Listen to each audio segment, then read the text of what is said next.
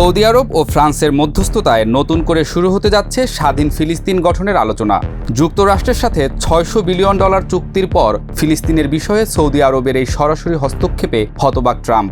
এই মুহূর্তে সৌদির বিরুদ্ধে কথা বলার মতো পরিস্থিতিতে তিনি নেই বলেও আলোচনা করছেন বিশ্লেষকদের অনেকেই, যা উঠে আসছে সমাজ মাধ্যম থেকে শুরু করে খবরের পাতায়।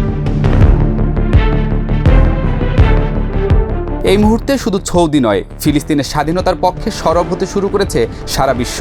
আগামী 17 থেকে 20 জুন নিউ ইয়র্কে অনুষ্ঠেয় জাতিসংঘ সম্মেলনে 2 রাষ্ট্র সমাধানের ভিত্তিতে ফিলিস্তিনি রাষ্ট্রের স্বীকৃতি ও ইসরায়েলের সাথে সম্পর্ক স্বাভাবিকীকরণের রোডম্যাপ চূড়ান্ত করা হবে বলে খবর প্রকাশ করেছে আন্তর্জাতিক গণমাধ্যমগুলো।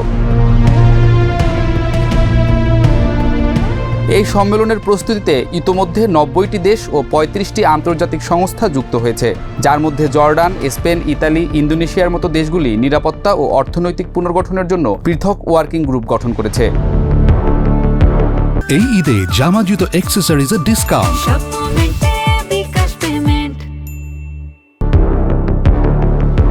1967 সালের যুদ্ধের পর থেকে ফিলিস্তিন ইস্যুতে সৌদি আরবের নেতৃত্বমূলক ভূমিকা রয়েছে। গত সেপ্টেম্বরে সৌদি আরব ফিলিস্তিনিদের জন্য মাসিক আর্থিক সহায়তা চালু করেছে, যা ইতোপূর্বে প্রদত্ত $5.3 বিলিয়ন সহায়তার পরিপূরক। ইসরায়েলি প্রধানমন্ত্রী ফিলিস্তিনি রাষ্ট্র গঠনের প্রস্তাবকে সন্ত্রাসের পুরস্কার বললেও সৌদি পররাষ্ট্রমন্ত্রী মানাল বিনতে হাসান রাদওয়ান জোর দিয়ে বলেছেন, ফিলিস্তিন ছাড়া শান্তি অসম্ভব। ফ্রান্সের প্রেসিডেন্ট এনামুয়েল ম্যাক্রো ইতোমধ্যে ঘোষণা দিয়েছেন, জুনের সম্মেলনে ফিলিস্তিনি রাষ্ট্রের স্বীকৃতি দেয়া হতে পারে।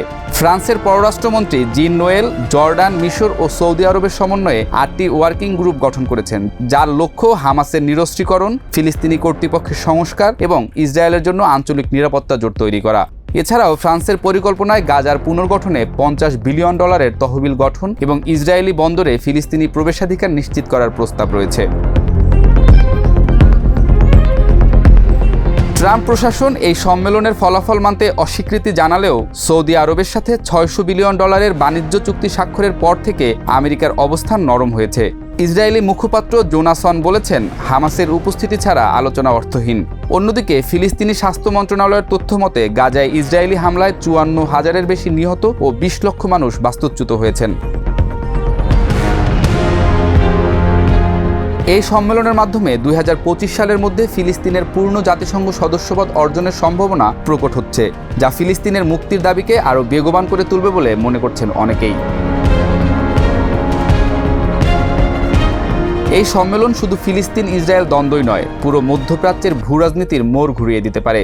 সৌদি আরব ও ফ্রান্সের যৌথ উদ্যোগ আন্তর্জাতিক সম্প্রদায়ের জন্য একটি ঐতিহাসিক মুহূর্ত, যেখানে শক্তির রাজনীতির বিপরীতে ন্যায় বিচারের দাবি জোরালো হচ্ছে।